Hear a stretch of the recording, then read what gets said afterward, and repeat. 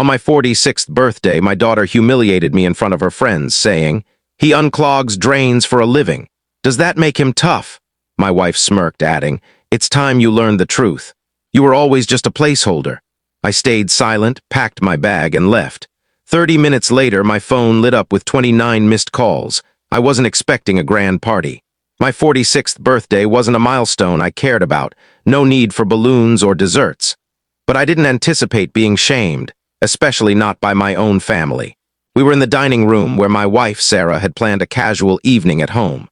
She ordered food from a trendy restaurant, poured herself wine she didn't share, and invited her new friends, people I'd never met. I stood in the corner nursing a lukewarm cola, feeling like a stranger in my own home. Then it happened. My 17-year-old daughter, Emily, was giggling with her friends, scrolling through her phone. One of them pointed at me and asked, "Is that your dad?" Emily glanced at me with a sneer. "Yeah, that's him," she said, then added loudly, "He just fixes pipes, thinks that makes him a big shot." Her friends burst into laughter. She laughed too, but the real blow came next. "You're nobody," she declared, her voice carrying across the room. I stared at my daughter, the same girl I'd carried on my shoulders at the fair, whose cuts I'd bandaged while she sobbed, who once called me her hero. Now I was her punchline, but Sarah made it worse. Raising her glass, she smirked and said, "It's time you faced the truth." She gestured to a man in a tailored suit who'd slipped in unnoticed. "This is Marcus. He owns 3 bistros downtown. He's more of a man than you'll ever be. You were always just temporary." No one flinched. No one spoke up. I didn't shout. I didn't smash the wine glass. I didn't break down. I simply stood, walked upstairs, and packed a single bag. No second thoughts. As I zipped it up, their laughter echoed from below, drowned out only by the pounding in my chest. I walked past them without a word. The moment the door shut behind me, I felt calm. 30 minutes later, parked in my truck by a quiet park, my phone buzzed relentlessly. 29 missed calls. 1 from Emily, 2 from Sarah, 26 from unknown numbers, and 1 from Marcus. I stared at the screen and grinned. They were about to regret every word they'd said. The first thing I did was switch off my phone. Not because I was weak, but because I didn't need their chaos. I spent that night curled up in my truck outside a 24-hour laundromat. It was cold. It was uncomfortable, but for the first time in years, I felt free. At dawn, I drove to a diner near my old place, one that still offered endless coffee and never hurried you out. I sat in a booth, ordered black coffee, and let my thoughts simmer. This wasn't about vengeance, at least not yet. It was about piecing together how I'd ended up here. I'd given them everything. Sarah and I met when she was a cashier at a bookstore and I was still learning the plumbing trade. We had dreams, plans. I promised her, "Give me a decade and you'll never have to worry." She smiled and said, "Don't forget who stood by you when you had nothing." I never forgot. She did. I built my plumbing business from the ground up, took evening courses to get licensed, bought our house, paid off her car, and attended every school event for Emily, even when Sarah couldn't be bothered. And now I was temporary. But years of working in grime taught me how to handle messes. I opened my laptop, tapped into the diner's Wi-Fi, and started researching. Divorce attorneys, reputation experts, financial auditors, even private investigators in case Marcus's restaurant empire had cracks. I wasn't going to beg or scream. I'd wait. Let them get cozy.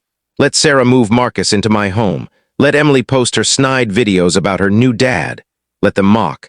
Because when I was done, they'd have nothing left to laugh about. 2 weeks passed without a word from me.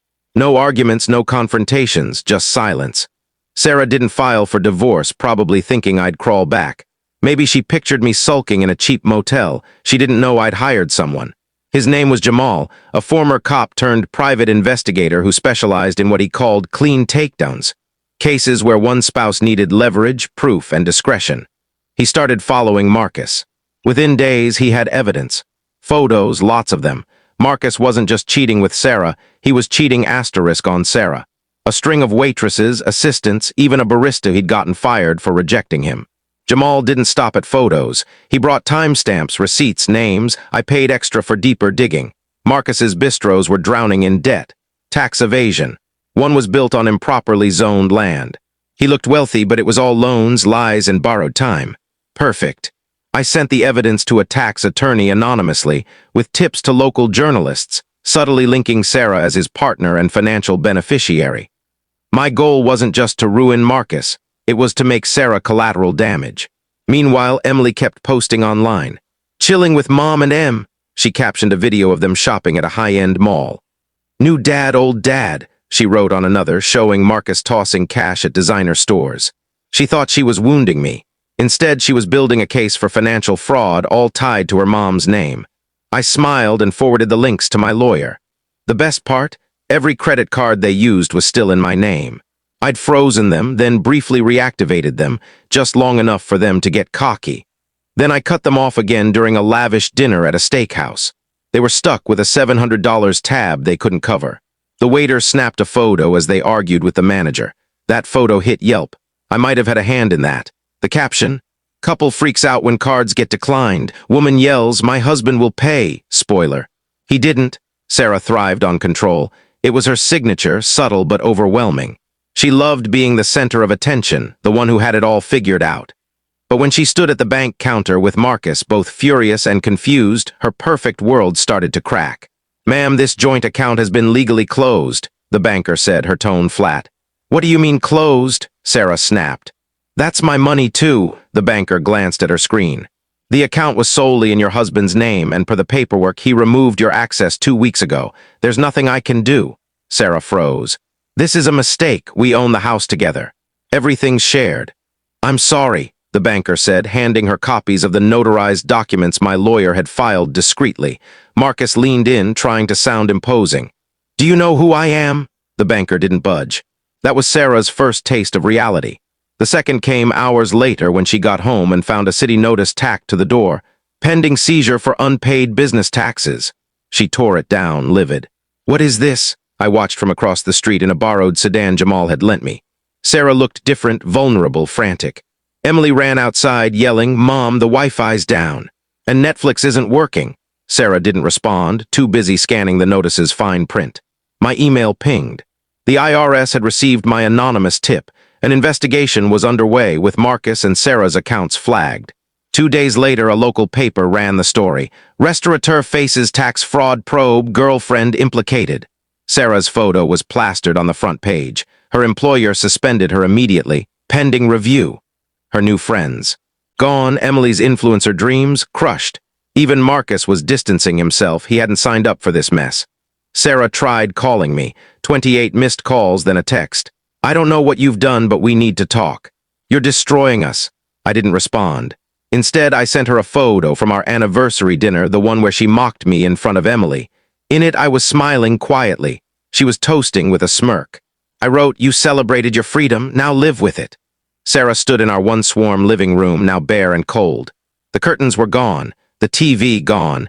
Even the sofa had been taken by movers while she was out begging Marcus to stay. Only silence remained, broken by Emily's shaky voice from upstairs. Mom, someone posted a video about us. It's going viral. Sarah grabbed the phone. The YouTube thumbnail froze her. Cheating wife shames husband at birthday party. He gets epic revenge. It had 1.3 million views. The video was a masterpiece, clips from the dinner, leaked texts, photos of her and Marcus, court documents, and worst of all, Emily's cruel words recorded by a friend who thought it was funny. Comments poured in. The daughter's as bad as the mom. This guy's a legend for staying calm. Pro-level revenge. Sarah's hands shook as she scrolled, her face paling. Emily was sobbing. They're calling me a bully, Mom, a monster. Sarah's phone rang. Marcus. This is out of control, he said, voice sharp and panicked. My investors are bailing. My lawyer says your ex might have recorded everything legally. I'm done. He hung up. Marcus was gone. Sarah sank to the floor, breathing shallowly, staring into space. The front door creaked. She flinched and turned. I stepped inside, calm, dressed in a dark coat. I hadn't spoken to her in weeks. You, she whispered. I'm just here for one thing, I said, holding up a small velvet box, the wedding ring she'd tossed in the sink that night. I'd retrieved it before the movers came. I set it on the table, then handed her a folded check for $1. What's this? She asked, bewildered. Your share of what's left, I said, after debts, taxes, and settlements. She opened her mouth to argue, but I turned and walked out. At the door, I paused. You called me temporary. Now you're the one left behind. A year later, I stood on the porch of my small lakeside cabin, coffee in hand, peace in my heart. The air was fresh, the lake hummed softly, and the pines swayed in the breeze. My phone buzzed with a final update from Jamal, the investigator.